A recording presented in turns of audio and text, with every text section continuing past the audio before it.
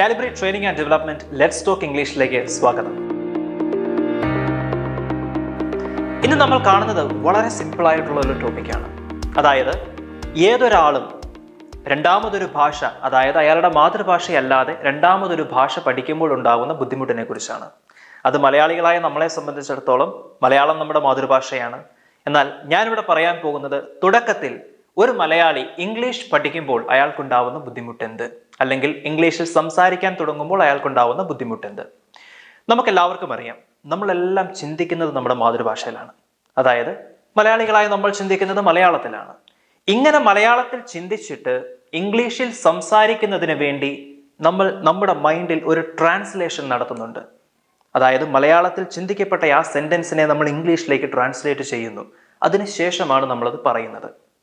ഇങ്ങനെ ഒരു ഭാഷയിൽ ചിന്തിച്ച് മറ്റൊരു ഭാഷയിൽ പ്രൊഡ്യൂസ് ചെയ്യുമ്പോൾ ഉണ്ടാവുന്ന ഒരു ബുദ്ധിമുട്ട്, അത് ഉണ്ടാവുന്നത് മറ്റൊന്നും കൊണ്ടല്ല, രണ്ട് ഭാഷകൾ തമ്മിലുള്ള സ്ട്രക്ചറൽ ഡിഫറൻസ് കൊണ്ടാണ്.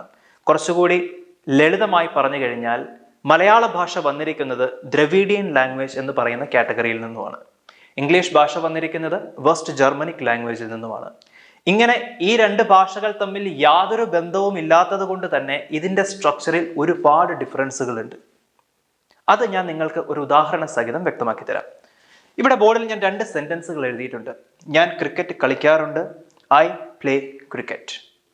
നിങ്ങൾക്ക് മനസ്സിലാകാൻ എളുപ്പത്തിന് വേണ്ടി ഞാൻ ഓരോ വാക്കുകൾക്കും അതിൻ്റെതായ പേരുകൾ കൊടുത്താണ് ഇവിടെ സൂചിപ്പിച്ചിരിക്കുന്നത്. ഞാൻ എന്ന് പറയുന്നത് ഗ്രാമറിൽ നമ്മൾ അതിനെ സബ്ജക്റ്റ് എന്ന് വിളിക്കും. മലയാളത്തിൽ നമ്മൾ അതിനെ കർത്താവ് എന്നൊക്കെ പറയും.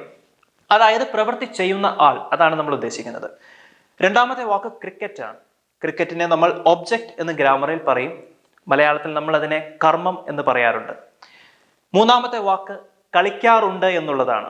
അതായത് അതൊരു ആക്ഷനാണ്, നമ്മൾ ചെയ്യുന്ന ഒരു പ്രവൃത്തിയാണ്. ഇംഗ്ലീഷിൽ നമ്മൾ അതിനെ വെർബ് എന്ന് പറയും. ക്രിയ എന്ന് മലയാളത്തിൽ നമ്മൾ പറയാറുണ്ട്. ഇങ്ങനെ നോക്കിക്കഴിയുമ്പോൾ മലയാളത്തിൽ നമ്മളൊരു സെന്റൻസ് ഫ്രെയിം ചെയ്യുമ്പോൾ അതിൻ്റെ ഏറ്റവും ബേസിക് സ്ട്രക്ചർ എന്ന് പറയുന്നത് SOV എന്നാണ്.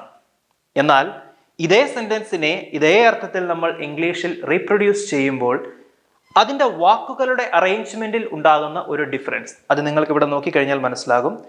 ഐ പ്ലേ ക്രിക്കറ്റ് എന്നാണ് നമ്മൾ ഇംഗ്ലീഷിൽ പറയുന്നത്.